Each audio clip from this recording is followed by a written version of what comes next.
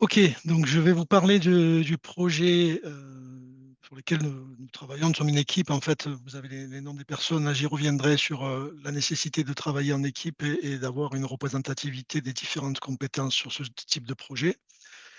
Donc, le projet s'appelle Farmiage. C'est un jeu de mots pour intégrer à la fois l'IA et la notion d'âge, parce qu'on va s'intéresser donc à l'utilisation de méthodes d'IA pour aider la validation pharmaceutique des prescriptions médicamenteuses. Alors en fait, un petit peu d'éléments de contexte avant de rentrer dans le vif du sujet, puisque donc on s'intéresse à la prévention de la iatrogénie médicamenteuse et ça représente des volumes assez importants, ne serait-ce qu'au niveau de la population, puisque en France, 15% de la population a plus de 65 ans. Si on regarde celle qui a plus de 75 ans, c'est à peu près 10%, enfin 9%, on va dire. Et en fait, quand on regarde la part des prescriptions à ces populations, ben, bien que ce soit que 15% de la population, c'est un tiers des prescriptions médicales qui sont réalisées chez des patients qui ont plus de 65 ans. Parmi ces patients qui ont des prescriptions médicamenteuses, en fait, la plupart sont polymédicamentés. Donc, vous avez un tiers des patients qui ont entre 5 et 10 médicaments et vous avez 10% des patients qui ont plus de 10 médicaments dans leur ordonnance qui est prescrite. Alors ça, c'est important ces chiffres parce que en fait, le risque d'interaction médicamenteuse, le risque de iatrogénie, en fait, bah, il est croissant avec le nombre de médicaments qui sont pris par les patients. Vous voyez qu'on arrive à 82% de risque d'avoir un effet iatrogénique lorsque quelqu'un prend plus de 7 médicaments. Euh, donc, la iatrogénie médicamenteuse, c'est aussi quelque chose qui impacte en fait les admissions à l'hôpital, hein. C'est un motif en fait d'hospitalisation. Vous avez environ 9%, on va dire 8,5% de patients qui sont hospitalisés pour le motif d'hospitalisation, c'est qu'ils ont un effet indésirable médicamenteux. Et parmi ces effets indésirables médicamenteux, ben, vous en avez un peu plus de 15%, 16% exactement, qui en fait auraient pu être évités. Et si on regarde ce que ça représente en termes de problématiques de santé, eh bien c'est la deuxième cause des effets indésirables graves liés aux soins, hein, donc sont dus à la prise de médicaments et ça représente 10 000 décès par an. Et ça, c'est plus que les accidents de la route, hein. Euh, Alors, ces problématiques de iatrogénie médicamenteuse, en fait, il faut distinguer, on va dire, les effets désirables des médicaments, graves, pardon, qui sont sur le côté droit, là, je pense que vous voyez ma flèche, donc qui sont des effets qui entraînent des risques importants, hein. Ça peut aller jusqu'au décès, jusqu'à des incapacités également. Et puis, vous avez aussi ces erreurs médicamenteuses, en fait, enfin, pardon, ces effets indésirables graves peuvent provenir de différents types d'erreurs de prescription. Donc, ça peut être des omissions hein, de prescription, c'est ce qui est la part la plus importante. Ça peut être des sous-dosages médicamenteux, des surdosages, des médicaments surajoutés qui ne sont pas adaptés. Et ça peut être aussi des médicaments qui sont pris à un moment qui n'est pas adapté par rapport à la, la, la pharmacocinétique du médicament. Alors là, nous, l'étude qu'on fait, elle porte spécifiquement, en fait, enfin, le travail qu'on fait, parce que ce n'est pas une étude à proprement parler, hein. Le travail qui est fait, il porte spécifiquement sur les hôpitaux marseillais. Donc, les hôpitaux marseillais, en fait, il y a plusieurs hôpitaux sur le site de Marseille qui font partie de l'assistance publique des hôpitaux de Marseille, c'est ce que veut dire APHM. Et en fait, ces hôpitaux, ça représente donc 3300 lits, c'est à peu près 125 000 séjours par an. Euh, L'ensemble du parc, en fait, c'est 2500 lits d'hospitalisation en médecine, chirurgie obstétrique, c'est-à-dire l'hospitalisation conventionnelle. Et vous voyez que les patients sur lesquels nous, on se concentre, ce sont les patients qui ont plus de 75 ans. Et ces patients représentent un nombre non négligeable de séjours, plus de 350 000 prescriptions par an. et 15 000 IP. Alors IP, on va beaucoup en parler. IP, ça veut dire intervention pharmaceutique, hein. Une IP, c'est quand un pharmacien va, en analysant une prescription, déclarer que cette prescription pose un problème et il va décrire le type de problème qui est posé sur cette prescription. Alors, je ne vous l'ai pas dit, j'aurais peut-être dû aussi commencer par ça. Ce qu'il faut savoir, c'est qu'à l'hôpital, et d'ailleurs en ville aussi, il y a réglementairement une obligation de service qui s'appelle la pharmacie clinique, en fait, de vérifier toutes les prescriptions qui sont réalisées à l'hôpital. Donc, ces services-là croulent, comme vous imaginez, quand vous voyez le nombre de prescriptions à la PHM qu'il y a. Et là, encore une fois, j'insiste, c'est que sur les patients de plus de 75 ans, hein, donc ça veut dire qu'il y en a encore plus que ça, croulent littéralement sur le nombre de prescriptions qu'ils doivent vérifier lorsque elles adviennent à l'hôpital. Donc, 15 000 interventions pharmaceutiques, on peut se le représenter comme le fait qu'il y a un signalement d'une erreur ou d'un problème pharmaceutique, on va dire, sur une ligne de prescription. Cette prescription, bien sûr, elle va être généralement analysée souvent au regard de la biologie, mais aussi au regard du contexte clinique du malade. Mais ce qui est le plus important généralement dans la vérification d'une prescription, euh, c'est les examens biologiques. Bon, ça, c'est juste des chiffres pour vous dire que pour répondre à ces besoins de contrôle des prescriptions, en fait, aujourd'hui, la PHM, il y a en fait 25 pharmaciens, en incluant les internes, qui sont dédiés à ces tâches. Et toutes ces prescriptions et tous les examens qui sont les examens biologiques, pardon, qui sont nécessaires à l'analyse de ces prescriptions sont présents dans le système d'information hospitalier. Alors nous, à Marseille, on n'a pas d'entrepôt de données, donc on ne travaille pas sur un entrepôt de données. Je vous décrirai peut-être rapidement comment on se procure ces données. Alors, en termes de séjour, si on regarde les séjours pour lesquels il y a au moins une IP sur une des prescriptions qui a été réalisée dans le séjour, vous voyez qu'on est quasiment à 40% de problèmes signalés par un pharmacien sur les prescriptions. 40% des séjours comportent au moins une erreur sur la prescription. Alors là, vous avez justement la nature des erreurs. On va commencer par le camembert de droite, là. La nature des erreurs qui sont relevées. Alors, je ne vais pas tout détailler parce que c'est simplement pour que vous puissiez avoir une idée de qu'est-ce qu'il peut y avoir comme problème relevé par le pharmacien, hein. Donc, ça peut être des problèmes évidents comme un surdosage, quelque chose qui est non conforme au référentiel, etc. Là, c'est les deux éléments principaux d'ailleurs que je viens de vous citer.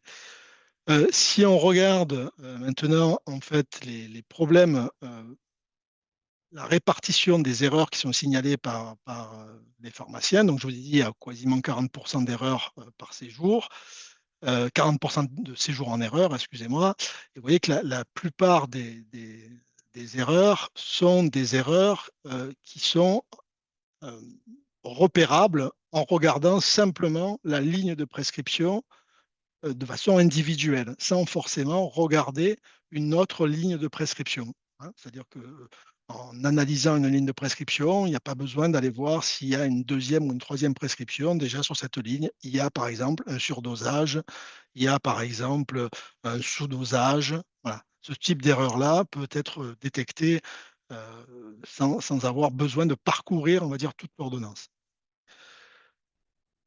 Ça, c'est ma dernière diapo de volumétrie, hein. C'est pour vous montrer un petit peu la distribution du nombre de prescriptions par patient. Donc, ça rejoint les chiffres que je vous ai donnés.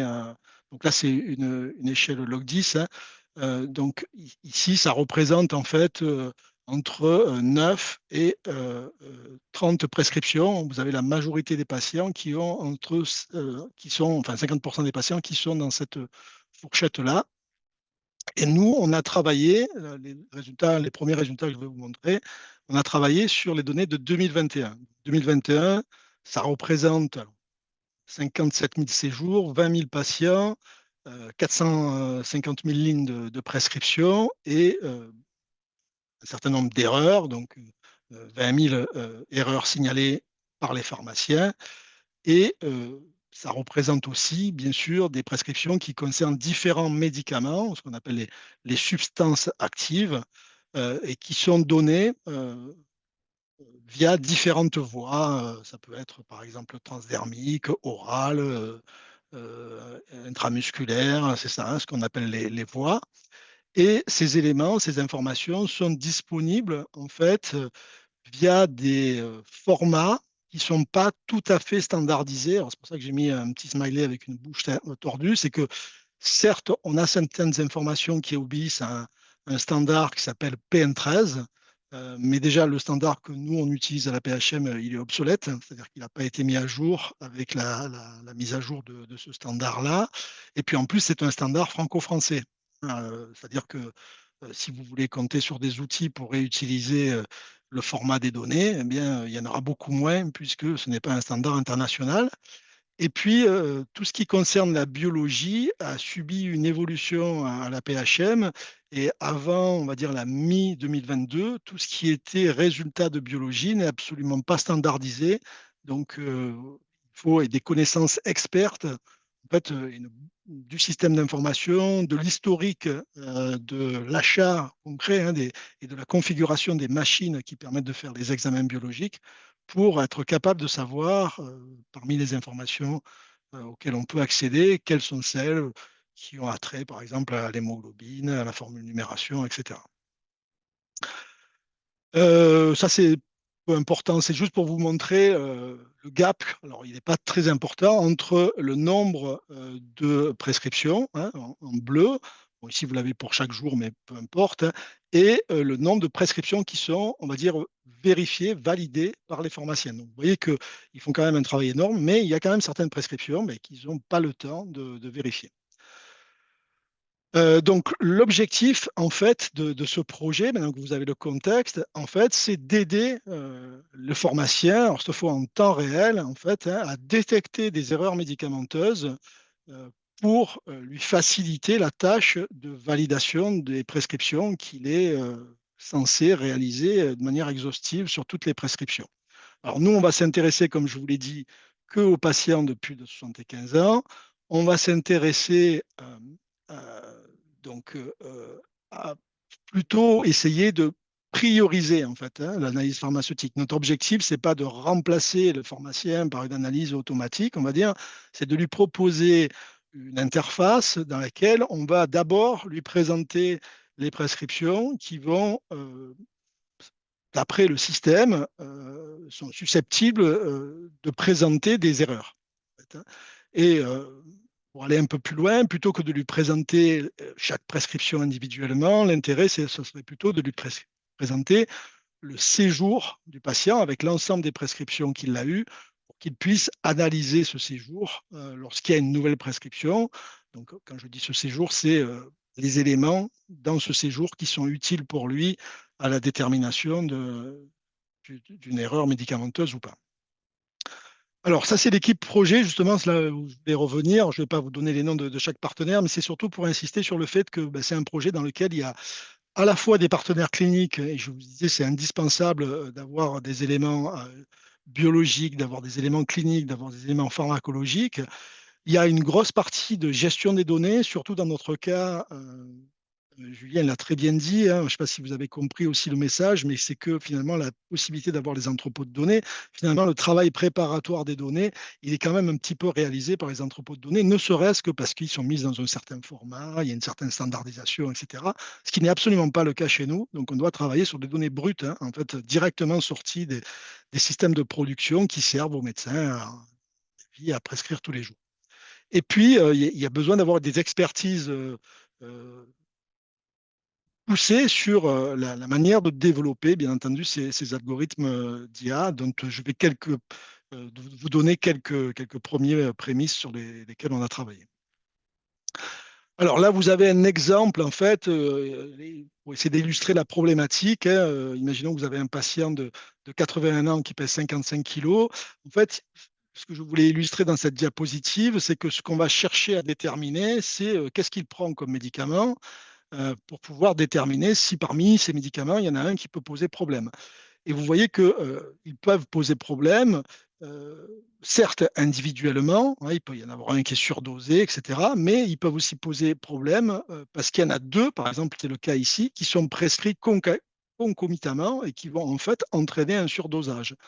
Et donc la notion de temporel, de savoir quand ce médicament est prescrit, elle est très importante en réalité. On ne peut pas se passer d'une analyse temporelle en fait, pour analyser finalement les prescriptions médicamenteuses si on veut essayer de trouver toutes celles qui sont susceptibles d'être problématiques. Question niveau, on va dire, plus finalement travail qu'il y a eu à faire sur le projet pour arriver à prendre en compte ces impératifs de la vie réelle. Ben, on a dû consolider, alors ça c'est assez classique, hein, mais il y a eu un gros travail de consolidation des données, donc à la fois de standardisation des formats, de consolidation des bases de données d'entraînement, de création de bases de données de validation pour pouvoir commencer à valider nos premiers algorithmes.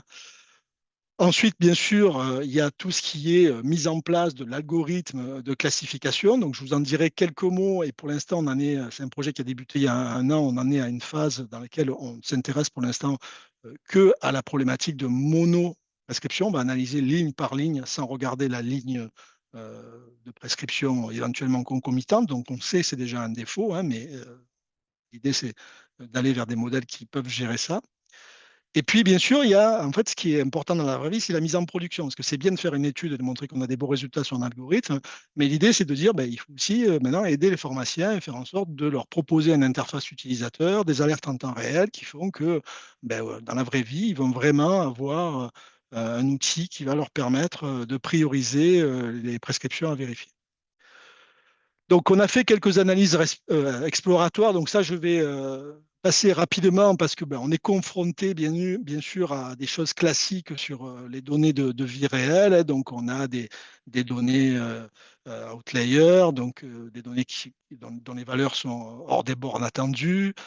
On a des interventions pharmaceutiques qui peuvent dépendre des pratiques de chaque pharmacien, donc elles ne sont pas forcément harmonisées. Il y a quand même une certaine harmonisation, hein, chacun ne fait pas n'importe quoi, mais certains pharmaciens vont signaler une IP, d'autres ne vont pas la signaler parce qu'ils considèrent, ils ont une autre vision de la même prescription, en fait, par exemple, hein. On a des problématiques de constitution de base de référence. Encore une fois, ce qu'il faut, c'est que comme c'est la vraie vie et qu'il y a ces pratiques professionnelles qui peuvent être différentes, si on veut constituer un gold standard, ben, nous, ce qu'on a fait, c'est qu'on a fait faire, on a fait une analyse sur un certain nombre de séjours et on les a fait réanalyser avec double analyse par deux pharmaciens, puis conciliation pour avoir quelque chose qui soit le plus euh, gold standard possible. On a eu des problèmes, je vous l'ai dit, de standardisation, utilisant différents formats, j'y reviendrai rapidement. Et ici, vous avez un exemple de problématique qui est comment régler les données manquantes. Ça, c'est aussi classique, hein. Nous, la donnée qui était le plus souvent manquante, c'était le poids du patient. Et le poids, c'est très important pour pouvoir valider une prescription parce que souvent, le dosage du médicament va dépendre du poids du patient. Donc ne pas avoir le poids et éliminer donc éventuellement ces éléments, ces lignes à analyser, ça voudrait dire qu'on perd 18%, puisqu'on a 18% de prescriptions pour lesquelles on n'a pas le poids. Donc on a dû mettre en place enfin, tester, commencer à tester quelques méthodes d'imputation. Donc si vous avez les résultats, mais ce n'est pas sur ça que je vais me concentrer. Donc là, je vais vous essayer de vous décrire voilà, par quoi on a commencé. Donc et finalement, ce vers quoi on se dirige. Donc on a commencé par essayer de voir qu'est-ce que pouvaient apporter des classifications assez simples, binaires, hein. Est-ce qu'il y a une erreur ou est-ce qu'il n'y a pas d'erreur? Sans aller sur la typologie de l'erreur, hein. Quel est le type d'IP qu'aurait pu mettre un pharmacien? Non, nous, c'est voilà, finalement, on a une base dans laquelle on a déjà des IP qui sont données par les pharmaciens. Elles ont c'est certains types d'IP. Nous, on va considérer que la base contient, oui, non, une IP. On va essayer de prévoir s'il y a une IP. Donc, on a testé pour l'instant trois modèles d'arbres, en fait, hein, Random Forest, AdaBoost et GBM. Et finalement, qu'est-ce qu'on a en entrée? Donc, en entrée, on a des valeurs continues, numériques, donc le poids, la posologie journalière, la durée du traitement. On a des données catégorielles, donc sexe, mode d'administration, unité de la dose, identifiant du médicament, j'y reviendrai. On a fait donc des entraînements de modèles en utilisant des choses assez classiques, des validations croisées, et on a commencé à tester donc un random forest en disant, bah, regardez, donc là, au niveau de chaque prescription individuelle, je vais essayer de prévoir si cette prescription est en erreur ou pas, en utilisant en entrée notamment la manière d'identifier le médicament qui est le code UCD. Alors le code UCD, ça veut dire unité commune de dispensation. C'est un code qui décrit la plus petite unité que peut absorber, par exemple, un patient. Donc, si vous avez une gélule de 500 mg de Doliprane du laboratoire, je ne sais pas, Glaxo, si c'est eux qui le font, euh, et elle aura un code ICD. Si vous avez un comprimé de 500 mg de la même molécule, mais par un autre laboratoire, elle aura un autre code UCD. Donc, vous voyez que c'est vraiment une identification de la forme que vous prenez et du laboratoire qui a fabriqué ce médicament. Donc, on arrive à des résultats voilà, qui ne sont pas parfaits, mais qui sont quand même très encourageants, hein, avec une AUC à plus de 85%. Si on essaie de rééquilibrer, parce que vous avez vu qu'on n'a que 5% d'erreurs, en fait, hein, on n'a que 5% d'IP parmi les prescriptions. Donc, si on essaie de rééquilibrer en utilisant des techniques assez classiques, SMOT, on améliore un petit peu le score de l'AUC. Et puis, si cette fois on passe, et là c'est une amélioration qui est beaucoup plus importante en fait, non, et beaucoup plus logique en fait, hein. Si on donne à l'entrée à notre algorithme, non pas le code UCD, mais le code ATC, c'est-à-dire si on regroupe finalement les médicaments, c'est-à-dire on va considérer que ben, à partir du moment où c'est la même substance qui est absorbée avec la même voie, même si ce n'est pas la même forme tout à fait, même si ce n'est pas le même fabricant, en fait, c'est le même médicament.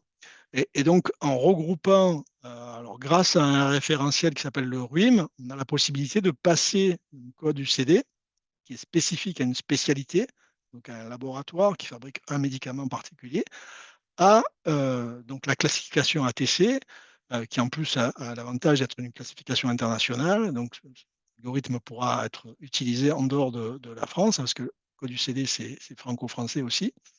Donc là, on améliore aussi la détection des erreurs avec une R sur la courbe qui est plus importante, jusqu'à plus de 90%. Là, finalement, vous avez la même chose, mais avec différents autres modèles. Donc ici, c'est AdaBoost au niveau de chaque prescription individuelle avec le code UCD. Donc on est un petit peu meilleur avec AdaBoost. Alors, de manière assez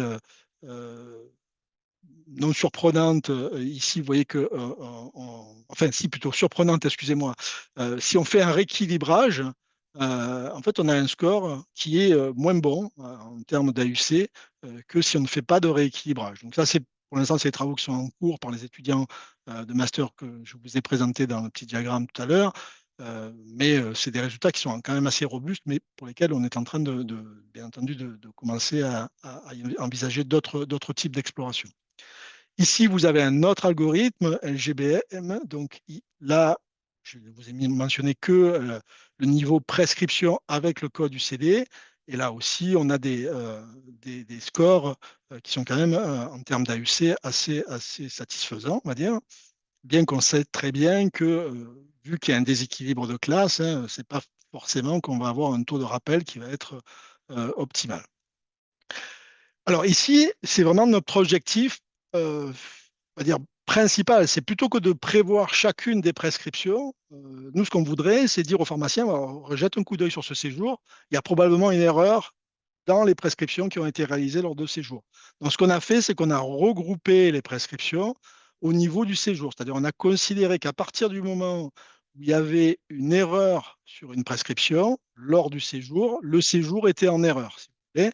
Et en fait, ce qu'on essaie de prédire avec cet algorithme, c'est est-ce que, connaissant les prescriptions du séjour, on peut considérer qu'il va y avoir une erreur quelle qu'elle soit, sur l'une des prescriptions. Donc, il y a un regroupement.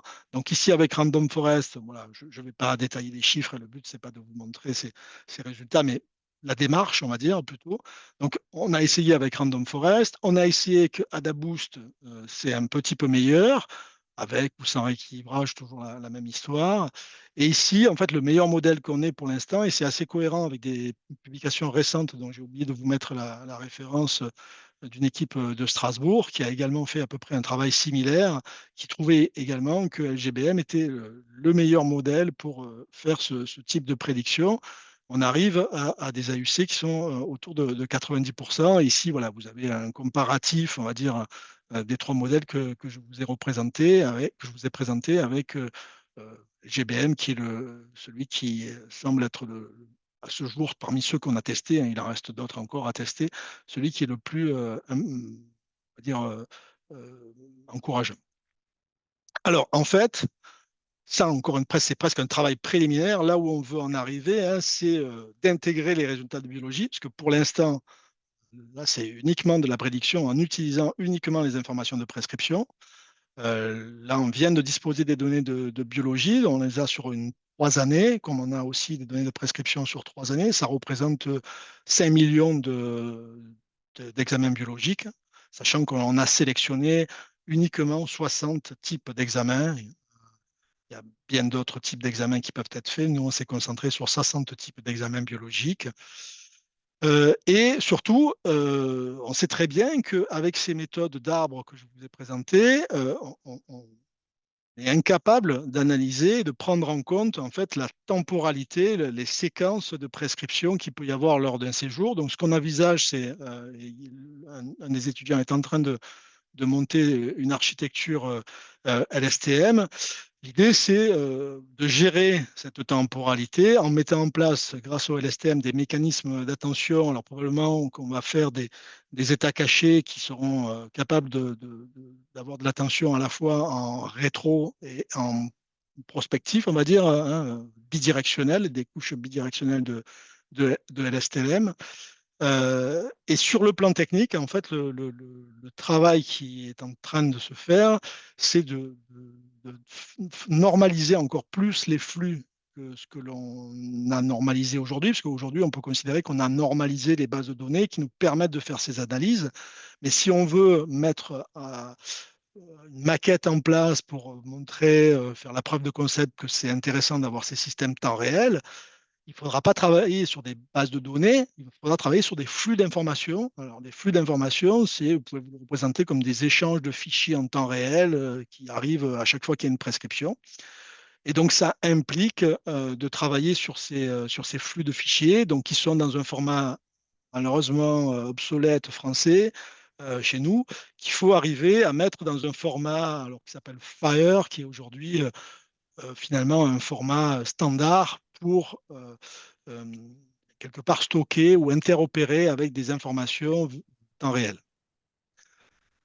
Et je termine avec cette diapositive. En fait, les perspectives de ce projet, comme je vous l'ai dit, ça nous a amené à constituer une base de données de référence des IP, hein. On veut avoir à partir de vraies prescriptions quels sont, par un consensus de pharmaciens, finalement, les IP qu'il aurait dans l'idéal fallu signaler. Donc ça nous a conduit à mener un projet, enfin à mener, à développer et à déposer un projet AMR dont on devrait bientôt avoir la réponse.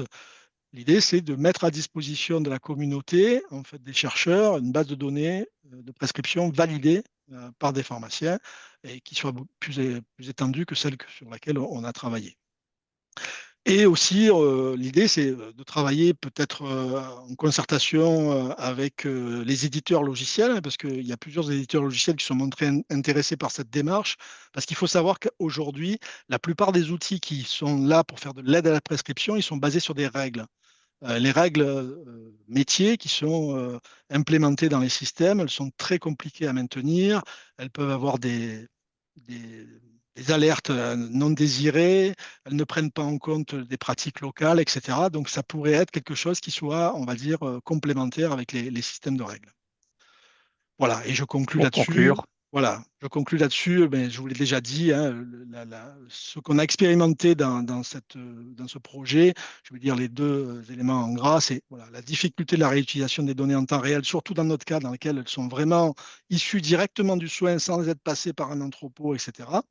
Et c'est se heurte, et on va résoudre ce problème, on l'espère, avec les STLM, à des IP qui ne sont pas détectables aux nos prescriptions, puis il faut regarder temporellement les prescriptions qui se déroulent au cours du temps lors d'un séjour. Voilà, merci beaucoup pour votre attention et désolé si j'ai un peu dépassé.